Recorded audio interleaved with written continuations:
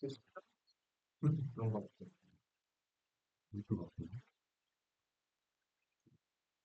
어, 어, 이렇게 얘기해도 될까요? 네. 어, 네, 안녕하십니까. 서울대 중국과 4강도 시작해도 될까요? 저희 저번에 4강을 안 해가지고 네. 4강부터 시작해보도록 하겠습니다. 4강 주제는 스펙별로 트리랑 셋 맵을 다루는 게 목적입니다. 일단 그래서 지금까지 저희가 선형 자료 구조를 계속 다뤄왔잖아요. 예를 들어서 표현 스택, 리스트 같은 거를 계속 다뤄왔는데 이번에는 이제 선형적이지 않은 비선형적인 자료 구조를 다뤄보도록 하겠습니다. 이제 그 중에서 하나가 트리인데요. 트리는 저렇게 이제 나무 모양으로 생겼다 해서 트리라고 부릅니다. 그래서 최상위 루트를 기준으로 그 안으로 동선과 노드들이 이어져 있는 형태를 띠고 있는 것을 전부 통틀어서 트리라고 이제 부릅니다. 그래서 이제 자주 쓰는 용어들을 두고 정리해봤고요. 노드는 대체 하나를 이렇게 의미를 하고요. 보면은 이렇게 점이나 선이 이렇게 있죠. 연결되어 있는 하나의 대체를 노드 또는 정점이라고 합니다. 그리고 이 노드끼리 이어지는 선을 간선이라고 표현합니다. 뭐 영어 볼텍스라고 표현하는데 거기까지는 안 그렇고요. 이렇게 이어지는 선, 간선이라고 표현을 하고 그래서 이 노드랑 간선들이 이어지게 트리라고 처음 이해를 하시면 될 것 같습니다. 그 다음에 이제 노드 중에 제일 최상위에 있는 노드 또는 이제 부모가 없는 노드라고 하고 이거를 루트라고 합니다. 최상위 가장 위에 있는 노드 루트라고 하고요. 그리고 이제 자생 노드는 어떤 노드의 하위 노드를 자생 노드라고 합니다. 예를 들어서 여기서 D 노드 같은 경우는 D 위에 지금 A가 있잖아요.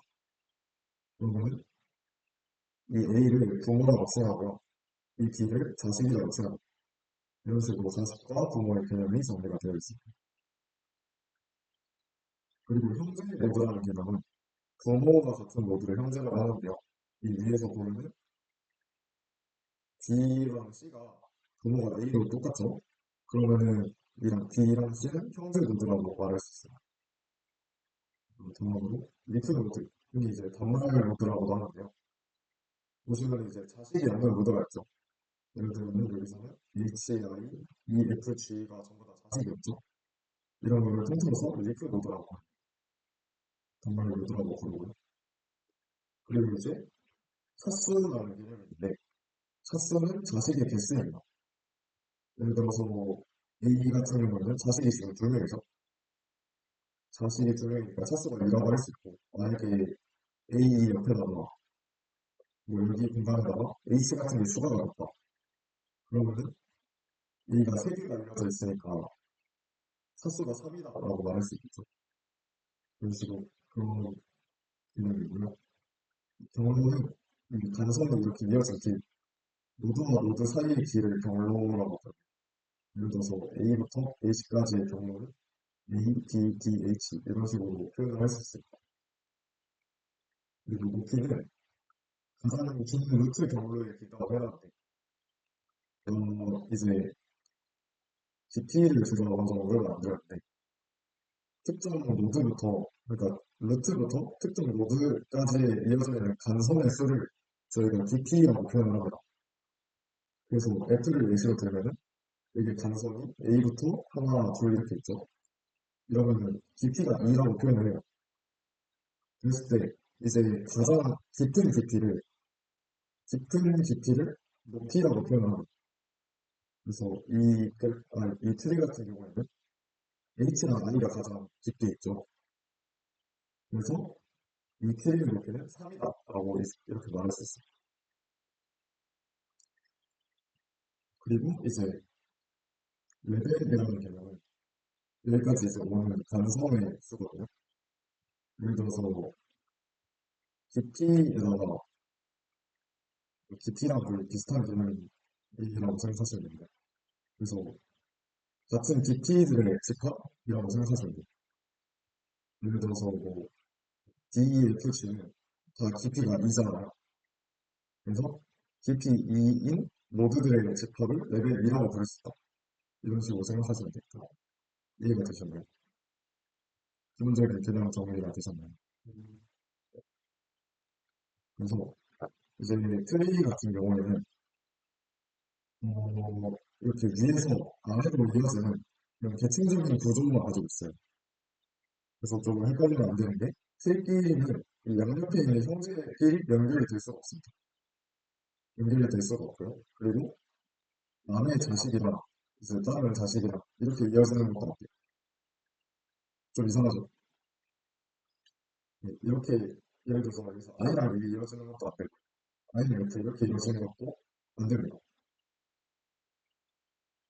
그래서 어떤 차수라는 개념을 설명을 드렸는데 자, 차수를 두 개로 제한하는 트리를 이진 트리라고 합니다. 그래서 지금 이거 보여드린 트리 자체가 이진 트리거든요. 보시면은 차수가 전부 다 2인 거를 확인할 수 있어요. 여기서 보면은 A의 자식 두 개죠. B의 자식 D랑 B로 두 개고, D의 자식 H랑 I로 두 개고, C의 자식 F랑 G로 두 개고. 이런 이제 트리를 통칭해서 이진 트리라고 표현합니다. 정확히는 이제 두 개로 제한하는 트리인데, 그게 이하예요, 정확히. 왜냐면, 보면은 이 같은 경우에는 지금 자식이 없잖아요. 리프노드잖아요. 그래서 연계도 포함을 해야 돼요. 자식이 한 개일 때도 사실 포함을 합니다. 이진 트리. 그죠? 그래서 이런 이진 트리에도 종류가 있어요. 이제 이진 트리는 차수를 두 개로 제한하는 트리. 이게 가장 큰 개념이고요. 그 안에 정 이진 트리. 모든 노드가 자식을 0개나 두 개를 가지는 트리를 정 이진 트리라고 해요. 그래서 연금 같은 경우에는 정 이진 트리라고 부를 수 있죠. 왜냐하면 모든 노드가 지금 자식을 두 개를 가지고 있거나 아니면 도말로드의 경우에 0개를 가지고 있죠. 이런 친구들을 이제 정 이진 트리라고 부를 수 있습니다. 그리고 이제 포화 이진 트리는 정 이진 트리인데 지금 포화라는 말이 무슨 뜻인지 아시죠? 꽉 차있다 이런 뜻이거든요. 그래서 모든 리프 노드에 넣기가 있고 리프 노드를 제외한 모든 노드가 두 개의 자식을 가지는 트리를 포화 이진 트리라고 합니다. 그래서 이 친구 같은 경우에는 포화 이진 트리가 아니겠죠? 왜냐하면 리프 노드끼리 지금 레벨이 다르잖아요. E랑 F랑 G는 또 깊이가 있는데 H랑 I는 깊이가 3이니까 이런 거 같은 경우는 포화 이진 트리는 아니에요. 근데 만약에 여기서 지금 이 HI를 가리고 놓은 봅시다. HI를 가리고 보면은 여기 안에서 아빠라고 생각을 하시거예요 그러면 DFG는 리프노드에 꽤 가죠. 레벨이 가죠. 리프노드끼리. 그래서 그러면은 이렇게 꽉 차는 모양이 돼요. 꽉 차. 이런 거를 폼 이센트리라고 얘기합니다. 이제 폼 이센트리는 네, 그렇고요. 완전 이센트리라는 개념은 이제 폼 이센트리에서 오른쪽에서 노드를 이렇게 뺀 거라고 생각하시면 돼요. 그래서 모든 리프노드의 높이차가 1 이하이고 왼쪽에 자식이 있으면 오른쪽에 자식이 있는 트리를 완전 이센트리라고 합니다. 보시면은 이 친구도 이제 완전 이센트리예요. 폼 이센트리는 아닌데 완전 이센트리. 그래서 보면은 뭐 모든 리프노드가 지금 리프노드의 높이차가 깊이차가 1이죠. 1만큼 차이가 나고요. 그리고 죄송합니다. 머리가 좀 아파가지고 어, 네, 그리고 왼쪽에 자식이 있으면 좀 더 오른쪽에 자식이 있죠.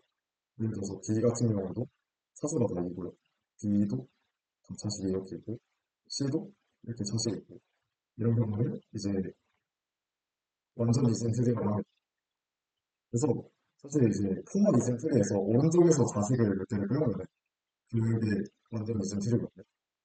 예를 들어서 이 지금 그래프가 있다고 했을 때 여기 아래에 E에도 자식이 두 개가 있고 F에도 자식이 두 개가 있고 G에도 자식이 두 개가 있다고 쳐봅시다. 그러면은 이게 포화 이센 트리잖아요. 트리잖아요. 그래서 포화 이센 트리에서 이 아래 있는 자식들을 없애면은 그게 이제 완전 이중 수리가 그런 개념, 이렇게 개념의 세 개가 있다. 이렇게 이해하시면 될 것 같습니다.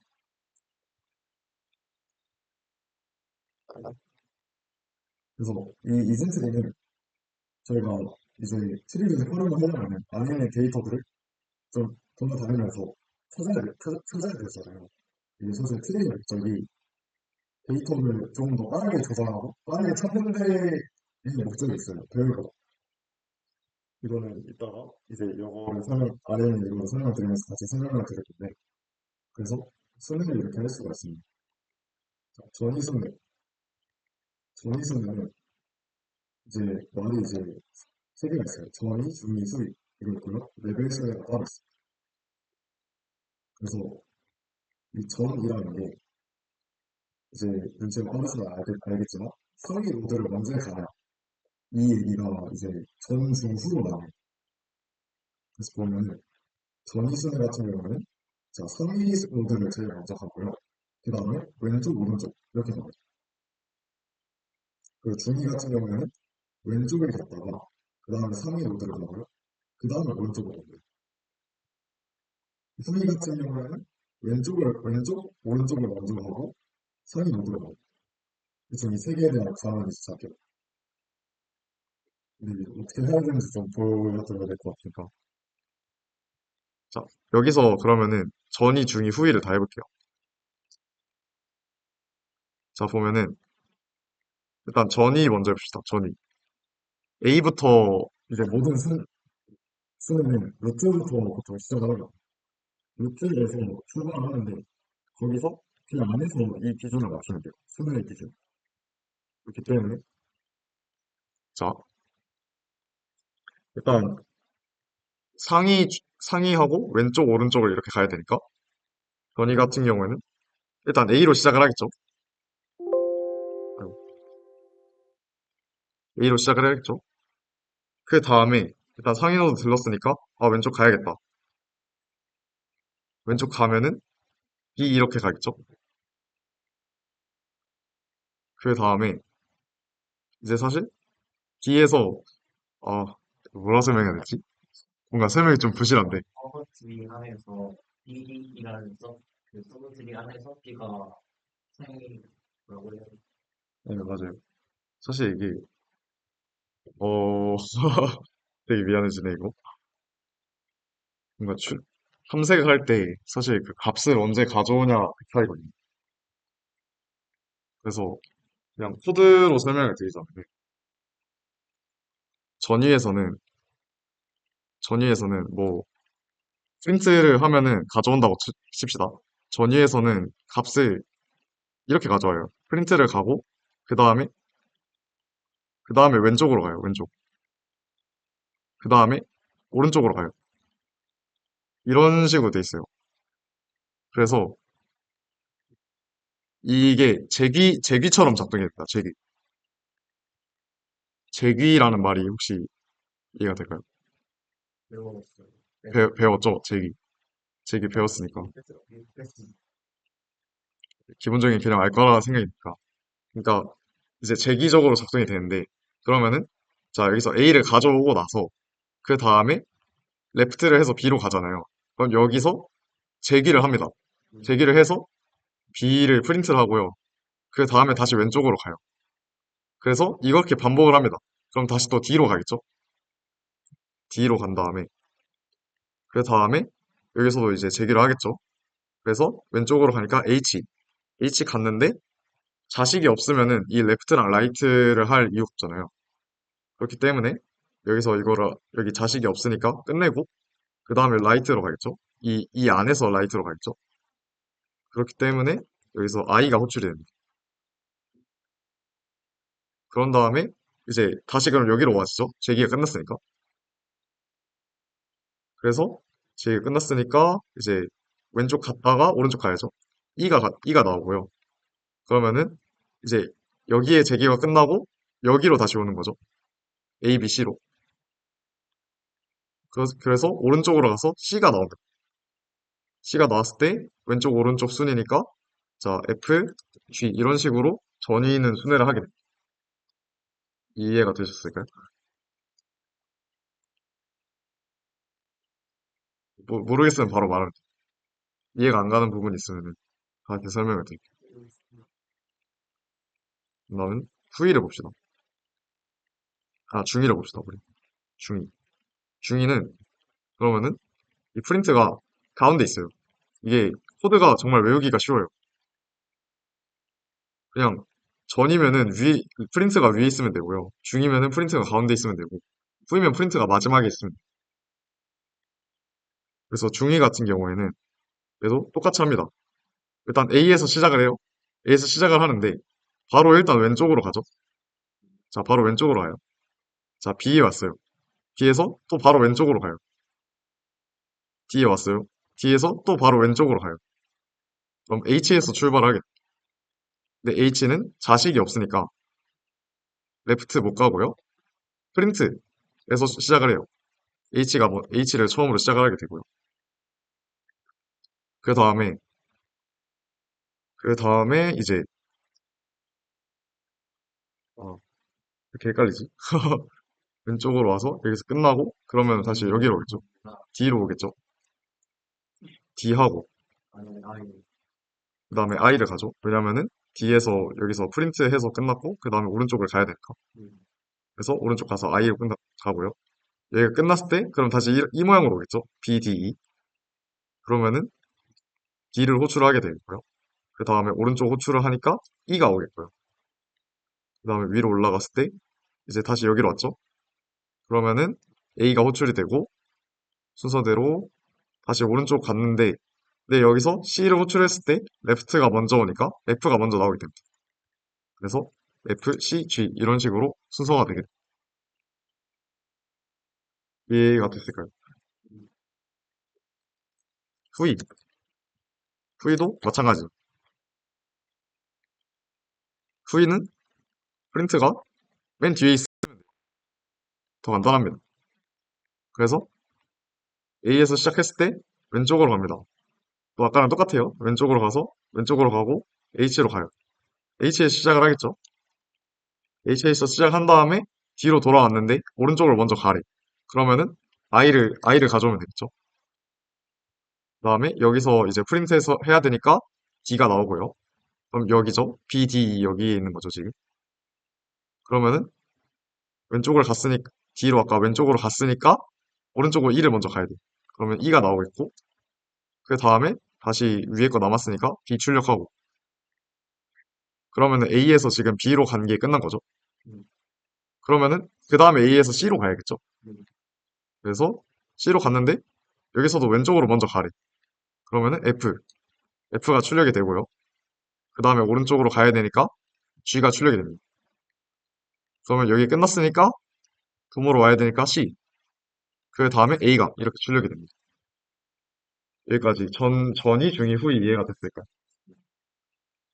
네, 여기까지 전이, 중이, 후이였고요.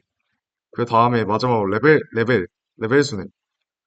상위부터 같은 레벨을 다 순회하고 내려가긴데 레벨 순회는 레벨 순회는 네, BFS랑 똑같습니다. 작동 방식이 아예 똑같아요. 그래서 BFS를 저번에 녹강을 보셨을지 모르겠지만 BFS는 사실 Q로 동작을 합니다. 그렇죠? 그래서 A부터 Q에 넣으면서 시작하면 돼요. 일단 A를 먼저 넣고 시작을 합니다. A를 넣었는데 A를 넣은 다음에 이제 다음으로 갈 때 이제 출력을 하거든요. A를 출력을 하고요. 일단 A는 바로 끝났으니까. 그 다음에 B랑 C를 지금 Q에 넣은 거예요. 그래서 따로 써놓을게요. Q, B랑 C 넣고. 어? 이게 맞지? 그치? 그 다음에 B의 자식들을 Q에다 다 넣어요. 그러면은 D랑 E가 뒤에 들어가죠. 그리고 그 다음에 C의 자식들을 Q에 넣어요. 그럼 C의 자식인 F랑 B가 이렇게 들어가죠. 그 다음에 Q를 하나씩 빼서 출력을 할 거예요. 그러면은 B랑 C가 빠져서 이렇게 출력이 되겠죠. 레벨. 그 다음에 여기도 마찬가지로 D의 자식들이 Q에 들어갑니다. 그러면은 I가 되고 나머지는 자식이 없죠. 그러면은 이 친구들이 Q에서 하나씩 빠지고요. 그래서 이렇게 아이고, 복붙이 안 됐네. DFG 이렇게 되고요. 그 다음에 얘네도 이제 Q에서 빠지면서 HI 이런 식으로 레벨 순회가 됩니다. 그래서 레벨마다 이렇게 한 번, 이렇게 한 번, 이렇게 한 번, 이렇게 한 번 순회가 된 게 보이죠? 이런 식으로 레벨 순회를 한다 라고 생각하시면 될 것 같습니다. 그래서 순회는 이렇게 알아봤고요. 자, 이제 이진 트리를 배우는 주목적 중에 하나가 이건데요.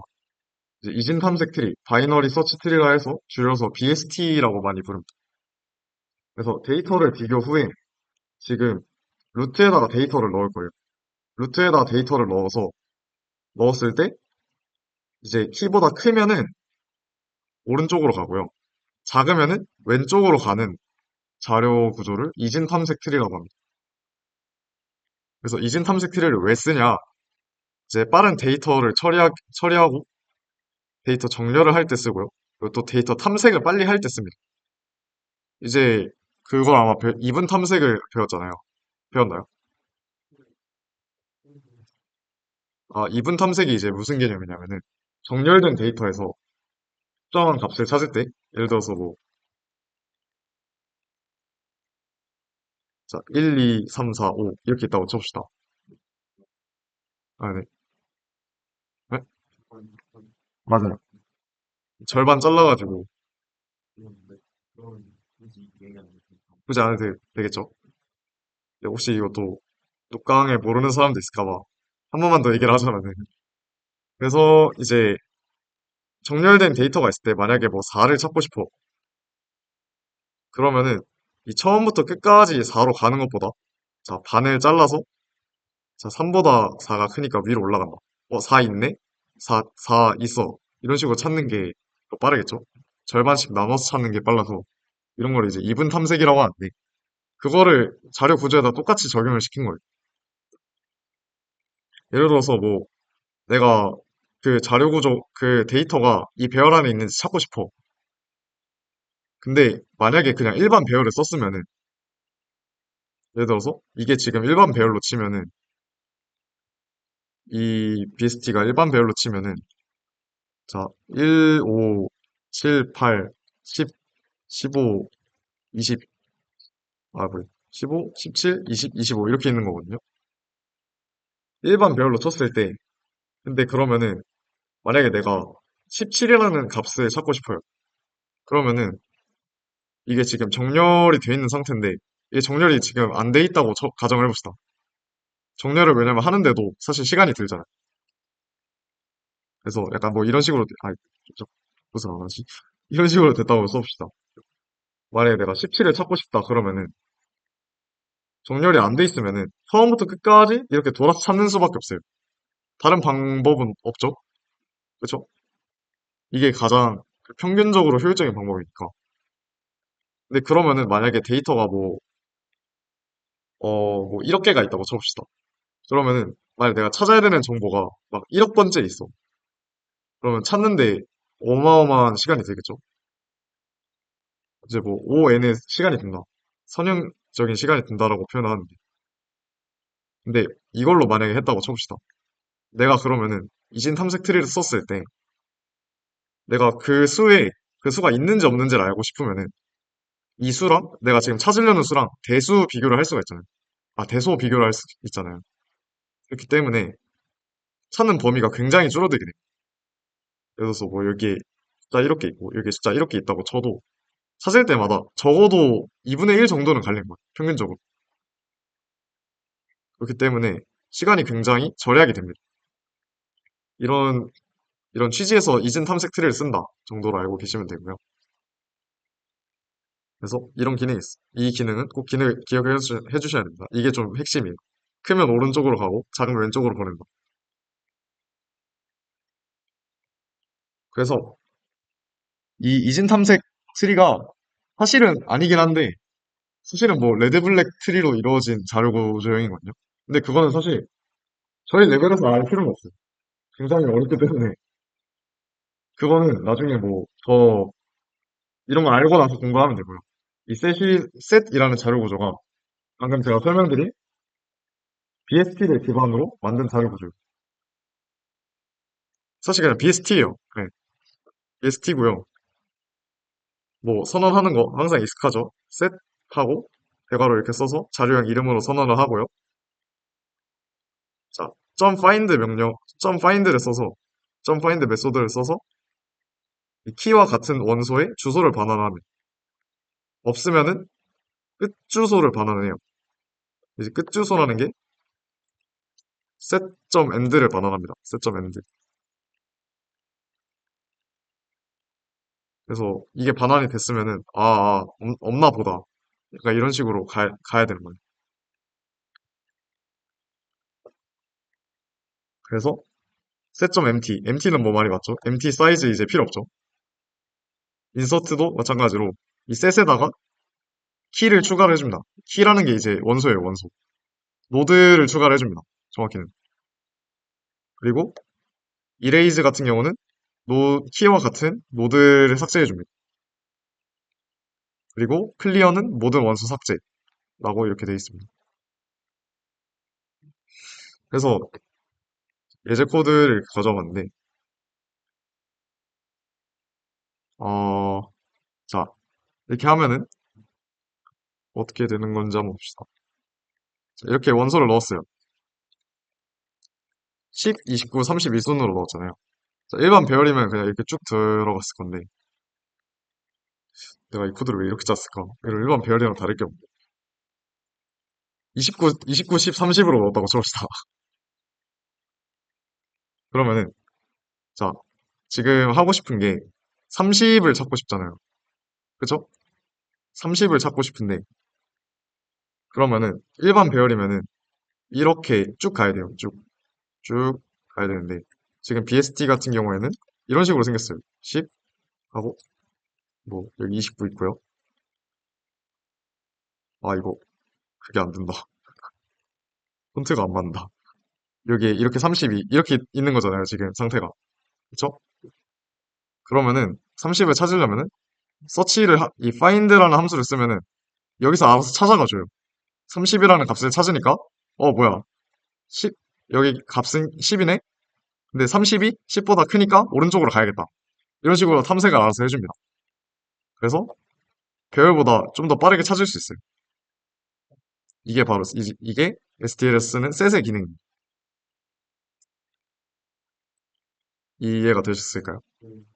그냥 간단하게 이 값 하나만 있는 BST가 셋이다 라고 정리를 하면 될 것 같아요. 그리고 이제 그 다음에 바로 나오는 개념이 맵입니다. 맵. 맵은 사실 종류가 두 가지가 있어요. 뭐 해시라는 거를 사용하는 맵이 있고 이 BST 기반으로 하는 맵이 있는데 STL 같은 경우에는 BST를 기반으로 하는 걸로 제가 알고 있어요.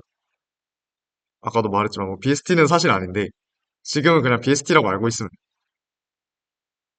그래서 셋이 이제 이 키라는 원소 하나만 가지고 있다면은 맵은 밸류도 가지고 있어요. 이게 무슨 말이냐? 우리가 이 BST에서 이 값을 비교를 할 때 이 값 비교를 하는 기준은 키예요. 밸류는 사실 이 아래 어딘가에 숨겨져 있어요. 근데 굳이 비교를 하지 말고 그냥 키로 비교를 하자. 이런 식으로 나오는 거예요. 그래서 맵 같은 경우는 그래서 자료형이 이렇게 두 개가 필요합니다. 맵하고 결과로 쓰고 키, 키 자료형이 필요하고요. 밸류에 자료형이 필요합니다. 자료형을 이렇게 두 개를 써주면 돼요. 예를 들어서 뭐 맵하고 인트 이런 식으로 써주면 돼요. 그리고 옵션이 있어요. 이 자료형 뒤에다가 이 그레이터하고 이거를 붙여주면은 선언 시 데이터가 내림차 순으로 정렬이 돼요. 원래는 자동으로 오름차 순으로 정렬되는 기능인데 그거를 이제 내림차 순으로 바꿔주는 기능. 사실 크게 의미는 없고요. 그냥 내림차 순으로 보고 싶으면은 난 이 그레이터 써야겠다. 이런 식으로 보면 됩니다. 그래서 맵에도 똑같은 find 기능이 있습니다. 키를 키를 찾아서 밸류를 반환합니다. find 하고 키를 하면은 바로 그냥 아까는 셋으로 했을 때는 그 주소를 줬거든요. set find 하면은 주소를 줬는데 여기서 그냥 find key 하면은 밸류 자체를 반환을 해주고요. 없으면은 그 끝 주소를 반환해줍니다. 이런 식으로 되고요. 아까랑 똑같이 map.end가 나오는 거고요. 네. 그래서 음, 머리 아프다. 그래서 이제 이거를 좀 더 쉽게 쓰는 배열처럼 쓸 수 있는 방법이 있어요. 배열처럼 이렇게 객괄호에다 키를 넣고 는 밸류 하면은 그냥 바로 값이 들어갑니다. 이 맵 안에 값이 들어갑니다. 배열처럼 쓸 수가 있어요. 아까랑 똑같이 맵.insert 하고 중괄호 치고 키 밸류 형식으로 데이터를 넣을 수도 있습니다. 이렇게 두 가지의 방식이 가능한데 성능은 비슷할 거예요. 네, 성능은 똑같고 그냥 쓰는 방식의 차이다라고 정도만 알고 계시면 돼요. 그래서 이레이즈랑 클리어 아까랑 똑같은 기능이 있어요. 그래서 맵은 이런 식으로 작동한다 라고 알아두시면 될 것 같습니다. 그래서 맵은 이런 식으로 문자열을 배열의 인덱스처럼 쓸 수 있어요. 이게 굉장히 편리한 기능이에요. 나중에 뭐 문제를 풀었을 때 그러니까 뭐 누가 만난 사람들을 막 정리해줘 이런 문제 있거든요. 그런 문제에서 키를 이제 인덱스를 이름으로 받아가지고 이 사람은 뭐 넬슨이라는 사람을 만났네 하면은 그 키로 바로 넣는 거예요. 왜냐면은 키로 바로 넣었을 때 그러면 그 자리가 막 밸류가 다른 값으로 돼 있으면은 이거 얘 만났구나 약간 이렇게 알 수 있는 그런 자료 구조입니다. 그래서 예제 코드가 지금 제가 두 개를 가져왔는데 이게 정렬을 해준다는 게 이런 식으로 이제 이거 기억나시나요? 향상된 포문? 원소를 하나씩 가져오는 포문이거든요. 기억이 나실까요? 기억 안 나나요? 안 나면 말하면 돼요. 설명 다시 해줄게요. 이게 그 배열이 있으면은 그 메모리를 하나씩 읽어가지고 처음부터 순서대로 가져오는 그 포문이거든요. 그러니까 사실 우리가 원래 포문 쓰면은 그거 하잖아요. 그 포문에 뭐 for int i 해가지고 인덱스를 직접 반복을 시키잖아요. 얘 같은 경우는 그냥 원소를 가져와 줍니다. 처음부터 순서대로. 처음부터 끝까지 가져온다는 뜻이에요. 원소를. 그래서 여기 같은 경우에는 이 포문 같은 경우에는 출력을 하면은 자, 10, 20, 30 이렇게 나옵니다. 왜냐면은 저희가 그레이터라는 그걸 안 썼으니까 오름차순으로 정리해드렸거든요. 정렬은 키로 되는. 잠깐만. 밸류로 되는 거 아니야? 키로 되는 건가? 저거는 키로 했던 건데, 근데 아마 키가 맞을 거예요. 밸류로 하는 것도 좀 이상하긴 하고. 네. 네, 네, 키를 키로 하는 걸 거예요. 키로. 그래서 이렇게 넣으면은 이게 키가 사실 A가 좀 앞서 있으니까 A, B, C 이렇게 해가지고 10, 20, 30이 이렇게 나오게 돼요. 만약에 뭐 그레이터를 썼으면은 C가 먼저 와야 되니까 CBA에서 30, 20, 10 이런 식으로 나오게 되어 있습니다. 그래서 그레이터는 뭐 이런 차이가 있다 정도 알아두시면 되고요. 뭐 셋맵 예시 문제는 대충 뭐 이런 문제입니다. 그냥 저희가 이거 이게 뭐지? 저희가 뭐 받았는지 기억하는 문제. 이게 아마 제가 말한 그 사람 만났던 문제고요. 듣보잡. 이런 식으로 저희가 만난 사람들 이름을 기억해서 좀 쓸 수 있는 문제. 저게 배열로 하면은 굉장히 오래 걸리잖아요. 왜냐면은, 아마 그 함수 배웠을 거예요. strcmp. 배웠죠? strcmp, 아, 그냥 문자열이 아직 안 나왔구나. 맞네. 어쨌든, 그 나중에 배우게 될 건데, 그 strcmp라고 해가지고 문자열끼리 비교를 해주는 함수가 있어요. 근데 저게 이제 문자열을 그냥 비교를 할 때도 문자열의 길이만큼 반복을 사실 해야 되거든요. 왜냐면 똑같은지 처음부터 봐야 되니까. 근데 그래서 사실 저 문제는 맵을 안 쓰면은 그 시간이 오래 걸려서 안 돼요. 그런 문제.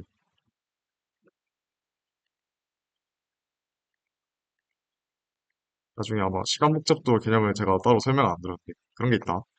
그래서 풀다 보시면은 맵을 왜 써야 되는지 알게 될 거예요. 맵을 쓰는 게 편하게 돼 있어서. 그렇게 돼 있고요. 자, 바로 5강으로 5강을 빠르게 끝내고 이번 학기 멘토링을 마쳐보도록 하겠습니다. 자, 5강의 주제는요. 힙과 우선순위 큐, 그리고 그래프를 다루는 게 5강의 주제입니다. 자, 힙이라는 말을 되게 많이 들어봤을 거예요. 지금 혹시 포인터를 안 배웠겠구나. 맞다. 동적 할당이라는 개념 혹시 알까요? M 얼록 해가지고 막 C 얼록 해가지고 메모리를 뭐 배열을 크기를 막 동적 만들어 쓸 수 있다. 그런 게 있는데 그게 저장되는 공간이 힙이라고 하는 공간에 저장이 됩니다. 그래서 이 힙은 뭐냐? 최대값, 최소값을 빠르게 찾기 위해 만든 완전 이진 트리. 그래서 아까 BST의 목적은 어떤 특정한 값을 빠르게 찾기 위해 만드는 거였는데 이 친구는 그냥 최대값, 최소값을 빠르게 찾기 위해 만든 친구예요. 그래서 이 친구들의 그 규칙이 있어요. 두 가지가 있는데 최대 힙이랑 최소 힙이란 개념이 있습니다. 이 친구들은 그래서 부모가 자식 노드보다 값이 항상 커야 됩니다. 이거를 최대 힙이라고 부릅니다. 부모가 자식 노드보다 값이 항상 큰 트리를 최대 힙이라고 부릅니다. 그러면은 부모가 가장 크니까 그 최상위에 있는 루트가 값이 가장 클 거 아니에요. 그러면은 힙에서 루트를 가져오면은 한 번에 그 최대값을 찾을 수 있겠죠. 그래서 이거를 이제 시간 복잡도로 뭐 상수 시간에 찾을 수 있다. 그러니까 이렇게 표현합니다. 이거는 뭐 시간 복잡도 개념 다 아시나요? 설명이 부족하면은 간단하게만 할게요. 간단하게. 알아요. 일단 뭐 대충 5일이면은 그냥 진짜 말 그대로 바로 찾는다 이런 개념. 그래서 최소 힙도 마찬가지예요. 부모가 자식 노드보다 항상 값이 작은 트리를 최소 힙이라고 부릅니다. 그래서 이 친구 같은 경우도 최소 값을 왜냐면은 그 루트를 가져오면은 무조건 최소 값이니까 한 번에 찾을 수 있죠. 얘 같은 경우에도 데이터 삽입과 삭제가 이제 로그 n이 소요된다라고 돼 있는데 이거는 무시하시고요. 대충 배열보다 빠르다. 왜냐면은 배열은 배열은 이제 그게 있어요. 배열은 뭐 삭제를 하면은 이렇게 붙여야 되잖아요. 좀 이런 과정이 있기 때문에 느리고 이 친구는 그냥 살짝 옮기는 것만 있기 때문에 빠르다. 내가 이런 식으로 이해를 하면 힙에 대한 제가 자세한 설명을 좀 써왔어야 되는데 근데 그거를 여기서 쭉 길게 하면은 아마 너무 오래 걸릴 것 같아가지고 그냥 이런 게 있다. 최소값, 최대값 빠르게 찾을 수 있구나. 이런 식으로만 일단은 알고 넘어가면 될 것 같습니다. 납득 가시죠. 그래서 힙은 따로 이제 그게 없어요. 이런 라이브러리가 없고요. 알고리즘이라는 그 라이브러리 안에 있습니다. 그래서 힙은 자료 구조로 따로 선언이 안 되고요. 벡터를 이용해서 힙을 만들어줄 수 있습니다. 그래서 벡터 make 힙이라는 함수에다가 벡터 시작 주소를 넣고요. 벡터 끝 주소를 넣으면은 벡터에 있던 값들을 힙으로 바꿔줍니다. 무슨 말이냐? 예를 들어서 뭐 벡터가 값이 뭐 이상하게 돼 있었어요.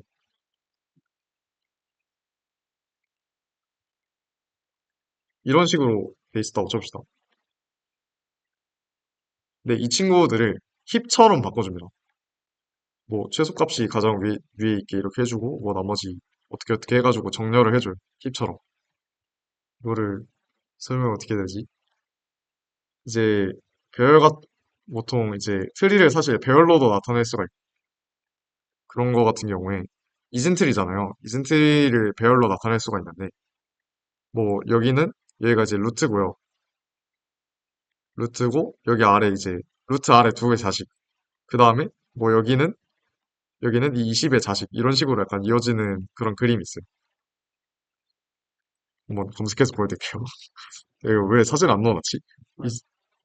네, 곱하기 2로 인덱스를 보는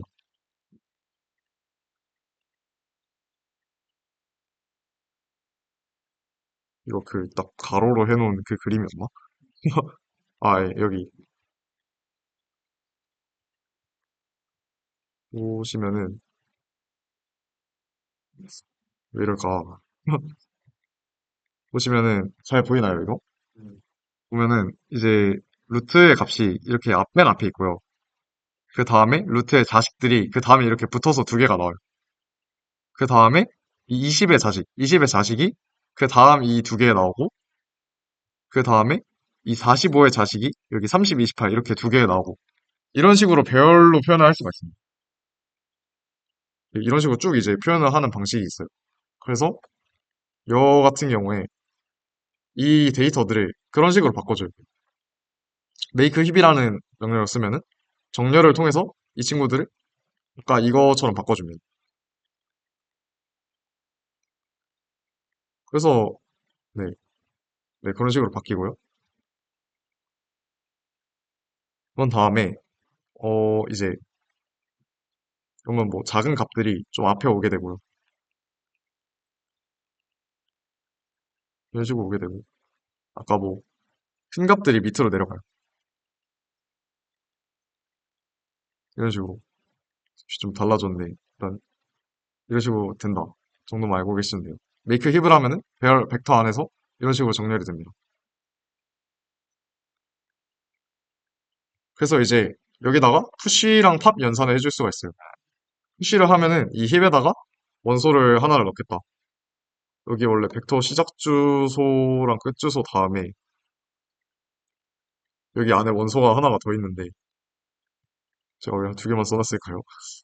당황스럽네요. 여기에 원소가 그 삽입할 데이터 여기가 이런 식으로 들어갑니다. 인자가 3개가 들어갈 거예요. 네. 그래서 벡터에 원소를 넣고 이 힙에 삽입을 해줍니다.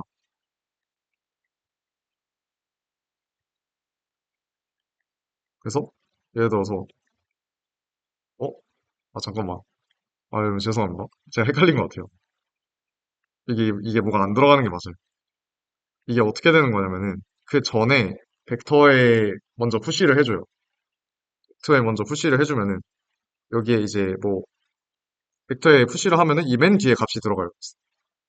큐처럼 맨 뒤에 이렇게 값이 들어가는데 이렇게 값이 들어갔다고 쳐봅시다. 그 다음에 이 뒤에 있는 원소를 가지고 이 위에 있는 원소들이랑 비교를 해줘서 얘가 들어갈 자리를 찾아줘요. 이게 사실 푸시 힙의 그거일 거예요. 그 기능이 그거였어. 네. 푸시 힙의 기능이 이거예요. 뒤에 있는 걸 갖다가 앞에다 옮겨주는 거.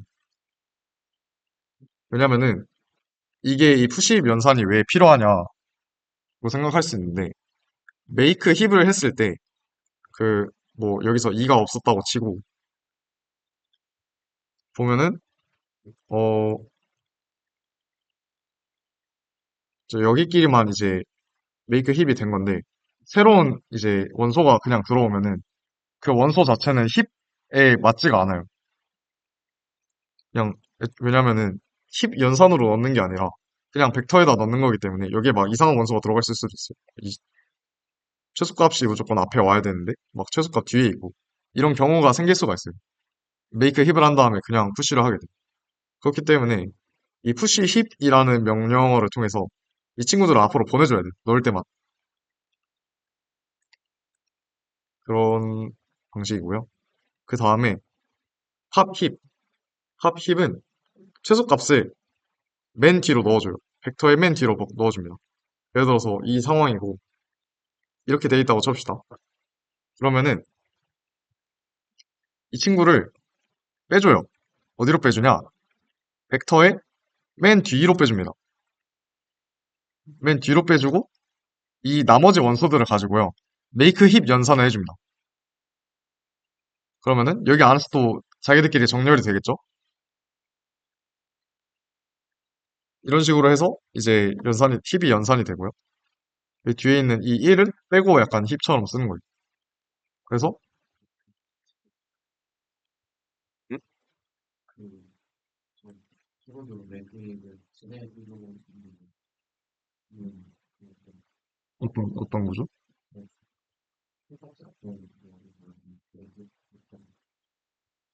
아, 그것은 개발이 개발이 맞아요. 아, 큰 값이, 그 최대값이 아마 기본일 거예요. 는 좀 이게 원래 제가 지금 최소값으로 어쩌다 보니 표현을 했는데, 원래 최대값이 기본이고요. 어쨌든 그래서 이런 식으로 빼준다. 빼면은 이거를 뭐 팝해가지고, 벡터 내에서 팝해가지고 쓸 수 있겠죠? 이런 식으로 쓸 수 있어요. 그래서 이 세 가지 연산 사용할 수 있다. 이거는 예제가 원래 있었는데, 이거 원래 예제가 좀 문제가 많았어요. 그래가지고 직접 해보시길 추천드립니다. 죄송하고요. 자, 그래서 이 힙에서 이어서 나오는 개념이 우선순위 큐라는 개념, 프라이어리티 큐라고 하는데, 큐인데, 이제 이제 P4 구조가 아니라, 그러니까 선입선출 구조가 아니라, 우선순위가 높은 데이터가 먼저 나가는 형태입니다. 이거를 보통 이제 힙을 통해서 구현을 해요. 힙을 통해서 구현을 하는데, 저희는 이제 힙을 통해서 구현하지 않고, STL에 있는 라이브러리로 딸깍을 할 겁니다. 그렇기 때문에, 일단 그냥 설명을 드리자면은, 자, 큰 값이 우선순위가 높다고 하고 20, 10, 30을 넣었을 때 자, 일반 큐는요. 그냥 넣은 순서대로 나오잖아요. 20, 10, 30을 넣었을 때 그럼 20, 10, 30 그대로 나오는 게 맞아요. 왜냐면은 선입선출이니까 20 먼저 들어갔고 30 나중에 들어갔으니까 20, 10, 30으로 나오는 게 맞죠. 하지만 우선순위 큐는 우선순위가 높은 데이터가 무조건 먼저 나가야 돼요. 그렇기 때문에 20, 10, 30을 넣었지만 큰 값이 우선순위가 높기 때문에 30, 20, 10 이런 식으로 출력이 되게 돼요. 이게 우선순위 큐의 개념입니다. 여기도 이제 우선순위가 가장 높은 원수를 탑이라고 칭합니다. 그래서 탑을 하나씩 이렇게 빼내준다 라고 생각을 하시면 될 것 같아요. 스택처럼 그런 느낌이다. 그래서 STL 라이브러리의 우선순위는요, 이 Q라는 거 안에 그냥 들어가 있고요. 우리 Q 썼을 때 이거 라이브러리 봤었죠? 이 Q 라이브러리 안에 같이 있어요. 원래 약간 그 프라이어티 Q라는 라이브러리도 따로 있었던 것 같은데 그 안에 그냥 합쳐진 것 같고요. 그래서 이 프라이어리티 Q라는 계약어를 통해서 선언할 수 있습니다. 그래서 priority.push 하면은 우선순위 큐에 원소를 추가를 해주고요. .pop 하면은 탑 원소 제거해주고요. .top 하면은 탑 원소를 가져와주고 근데 뭐 empty랑 사이즈는 항상 많이 봤죠. 그래서 이런 식으로 사용할 수 있다. 네, 이런 식으로 이제 쓸 수 있는데 자, PQ를 선언해놓고 PQ.push 5, 뭐 PQ.push 10, PQ.push 1, PQ.push 2 이렇게 했는데 그러면은 아까 제가 아직 기본이 어떻게 되는지 기억이 안 나는데 큰 수가 먼저 나오는 그런 거예요. 그렇기 때문에 이런 식으로 넣었을 때 우선순위가 그러면은 10이 가장 높고 그 다음에 이제 낮은 애들 순서대로 나올 거 아니에요. 그래서 얘를 실행을 시켜보면은 15, 21 이런 식으로 나와. 왜냐면 탑 하나씩 가져오고 팝하고 이런 식으로 하기 때문에. 그래서 제가 힙이랑 우선순위 큐 예시 문제를 찾았어야 되는데 못 찾았습니다. 아쉽게도 찾지는 못했는데 그냥 구현하는 문제들을 사실 보면서 이게 어떻게 동작을 하는지 좀 자세히 다시 들여다볼 수 있거든요. 이제 사실 이 수업의 이 멘토링의 숨은 의도는 STL 먼저 써보고 아 내가 직접 구현을 봐야겠다 라는 저희 교수님의 큰 뜻이 담겨있기 때문에 이런 거 구현해보는 문제도 직접 풀어보는 STL로 먼저 풀어보고 그 다음에 자기가 직접 구현해보고 하는 방식으로 공부를 해나가는 것도 굉장히 좋습니다. 특히 이 절대값 힙 구현, 절대값 힙 구현 이 문제는 좀 아까 제가 알려드린 그걸로는 풀 수가 없어요 사실. 내부적인 변경이 좀 필요하기 때문에 이거는 이거는 이제 앞에 두 개를 구현해보고 아 이거 할 수 있겠다. 이거 나 해볼 만하다. 했을 때 이제 같이 구현해보면 될 것 같습니다. 마지막, 자료구조 이제 마지막입니다. 뭐, 사실 들어가보면은 자료구조는 널리고 많았지만, 마지막으로 이제 여러분들이 많이 하는 게 그냥 자료구조예요. 그래프를 사용하는 자료구조입니다. 그래프는 정점, 이제 아까 말했던 노드와 간선으로 이루어진 자료구조라고 부릅니다. 트리랑 굉장히 똑같이 생겼거든요. 보면은 노드 있고 간선 있고 뭐야 트리랑 똑같네? 라고 생각할 수 있습니다. 하지만 여기서는 이 회로라는 개념이 있어요. 사이클이라고 부르는데 트리랑 반대로 형제끼리 이제 이어져 있을 수 있어요. 형제끼리 이어져 있을 수 있고 뭐 자식이라는 개념이 없지만 다른 자식이랑 다른 부모랑 막 이어져 있을 수 있습니다. 이렇게 보면은 반복되는 부분이 있어요. 예를 들어서 1, 2, 5 하면은 이렇게 지금 반복되죠? 원래 트리는 여기 이 가운데 이게 없어가지고 2로 갔으면 5로 이렇게 바로 못 가잖아요. 근데 얘 같은 경우는 이렇게 2, 5 막 이렇게 갈 수 있다. 이런 거 이제 사이클이라 부르고요. 여기도 마찬가지로 뭐 이런 식으로 다 연결이 돼 있고 이런 거를 이제 그래프라고 부른다. 그래서 그래프 탐색 BFS는 전에 한번 다뤘었죠? Q랑 스택했을 때 다뤘었으니까 대충 이 그래프 탐색할 때 이거 두 개 쓴다 정도로 오늘 알고 넘어가면 될 것 같습니다. 그래서 컴퓨터에서 사실 STL에 제가 알기로는 그게 없어요. 그래프를 나타내는 그 템플릿이 없습니다. 자료 구조형이 없습니다. 그래서 이 친구를 그냥 어떻게 나타내는지, 벡터로 어떻게 나타낼 수 있는지 생각을 해보면 돼요. 그래서 가장 많이 나타내는 방식 중 하나가 인접행렬이라는 방식입니다. 인접행렬이 무슨 말이냐? 자, 인접한, 인접한 노드를 이제 인접한 노드라는 게 이제 연결되어 있는 노드거든요. 예를 들어서 6이랑 4는 이제 인접한 노드라고 이렇게 이야기를 해요. 그랬을 때 인접한 노드를 1, 다른 노드를 0으로 표기 이런 식으로 표기를 합니다. 뭐 방향이 있는 경우에 가는 쪽만 1이라고 하는데 뭐 중간에 설명이 다 빠졌을까요? 예를 들어서 뭐 6에서 화살표가 이렇게 있어요. 6에서 4로만 가고 4에서 6으로 안 갈 수도 있잖아요. 그럼 방향이 있는 그래프를 방향 그래프라고 합니다. 그래서 방향이 있는 경우에는 가는 쪽으로만 1을 표기를 해줘요. 무슨 말인지 이해가 되시나요? 인접행렬에서 그렇게 표현을 해준다. 그리고 가중치 그래프라고 이제 또 표현을 합니다. 가중치는 또 뭐냐? 뭔가 갑자기 개념이 많아지죠? 앞에 제가 설명을 제대로 안 써놨어요. 가중치라는 개념은 예를 들어서 1번 노드에서 이제 2번 노드로 갈 때, 현실적인 예시로 들자면은, 뭐, 숭실대에서 상도역으로 갈 때 10분이 걸린다. 그러면은, 숭실대랑 상도역을 노드라고 쳤을 때, 이 10분이 바로 가중치예요. 가는데 10이라는 값이 걸린 거예요. 그래서 1이랑 2로 가는데, 플러스 10이 된다. 이런 거를 바로 뭐 가중치라고 얘기를 합니다. 그러면은, 가중치가 있는 그래프의 경우에서는, 가중치를 대신 기입하겠죠. 가중치를 대신 기입하면은, 뭐, 연결돼 있다라는 걸 표현할 수 있겠죠. 대신 뭐 0인 가중치는 없는 게 맞아요. 왜냐면 뭐 가는데 0분 걸리는 데 없잖아요. 약간 그런 식으로 이해하면 되고요. 있을 수도 있는데 아직은 저는 못 봤어요. 네, 그렇고요.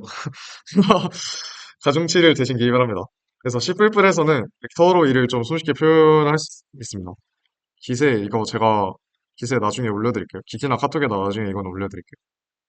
이거는 열심히 잘 만들었기 때문에 올려드릴게요. 그래서 사실 DFS는 지금 볼 거 없으니까 이거를 조금 더 자세하게 설명을 드리자면 예를 들어서 그림판을 켜봅시다. 얘는 제가 그림이 좀 실력이 안 좋은데 봐주세요. 좀 포기해야 될 것 같기도 하고. 자, 1번, 뭐 2번, 3번, 켰다. 여러분 제가 솔브드 홍보물 어떻게 만드는지 궁금하지 않아요? 그림 이렇게 못 그리는데. 5번, 뭐 5번 이런 식으로 있다고 접시다. 굉장히 못생겼는데, 대충 뭐 이렇게 이어져 있다.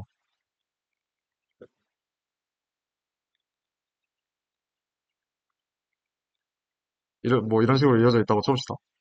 그러면은 이 친구들을 5 곱하기 5 크기의 2차원 배열로 나타낼 수가 있습니다. 예를 들어서 지금 뭐 자, 1의 관점에서 봅시다. 첫 번째 이제 행을 1이 연결돼 있는 노드로 표현할 거예요. 그러면은 1은 지금 누구랑 연결이 돼 있죠? 2랑 연결이 돼 있죠. 그러면은 일단 자기 자신은 제외를 하고 봅니다. 왜냐면 자기 자신하고 이렇게 연결돼 있는 수가 있기 때문에 자기 자신은 연결이 일단 안 돼 있다고 치고 0으로 일단 표현하고요. 첫 번째, 첫 번째 자기 자신 자리. 그 다음에 2랑 연결돼 있으니까 여기를 1로 표현합니다. 나머지 3, 4, 5하고는 연결이 안 돼 있죠. 그러니까 여기 전부 다 0, 0, 0 이렇게 표시를 해줍니다. 이거가 이해가 됐으면은 사실 다음 5줄은 설명할 필요가 없어요. 근데 그래도 친절하게 설명해 보겠습니다. 2번 같은 경우에는 자, 자기가 1번, 3번, 4번, 5번이랑 연결이 돼 있죠. 그럼 그 부분을 전부 다 1로 칠하면 되는 거예요. 자기 자신 빼고 자기 자신은 일단 뺀다고 치고 이런 식으로. 자, 3번도 마찬가지로 3번은 2번이랑만 연결돼 있죠. 1, 0, 0, 0. 안녕하세요. 아, 저희 그 30분만 더 쓸게요. 30분. 네. 아, 제가 끄고 다 나. 네, 네, 네. 네. 네. 자, 뭐 4번 같은 경우에는 4번도 똑같이 2랑 연결돼 있으니까 뭐 이렇게 가고요. 5번도 마찬가지죠. 이런 식으로 대충 나타낼 수 있다. 이제 여기에 이제 방향이 생기면은 좀 그래프가 또 달라지겠죠. 그래서 자, 2는 1번만 갈 거야. 나머지는 전부 다 2번한테 가. 이런 식으로 표현해 보겠습니다. 그러면은 여기서 몇 개 지워주면 돼요, 사실. 자,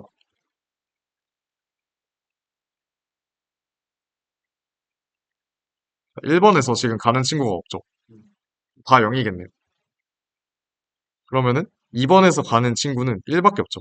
그럼 여기도 다 0, 0, 0 이렇게 되고요. 3번에서 가는 친구는 2번밖에 없어요. 똑같네. 4번에서 가는 친구도 2번밖에 없어. 똑같고 5번에서 가는 친구도 2번밖에 없어. 똑같고 이런 식으로 이제 방향이 있는 그래프는 나타내면 돼요. 자, 그리고 뭐 이 방향에다가 뭐 가중치가 붙는다. 그러면은 그 값을 입력해주면 된다고 했죠. 예를 들어서 뭐 4에서 3 걸리고 나머지 다 1 걸린다고 칩시다. 1, 1, 1 이렇게 된다고 치면은 자, 2에서 1번 가는데 1 걸리고 3에서 2 가는데 1 걸리고 4에서 2번 가는데 3 걸리니까 이게 3 이런 식으로 표현해줍니다. 여기까지 이제 인접행렬로 표현을 할 수 있다. 를 좀 알아봤습니다. 뭐 이거 인접행렬 말고도 그냥 뭐 연결 리스트라든지 그런 식으로 그래프를 표현할 수 있는 방법은 있어요.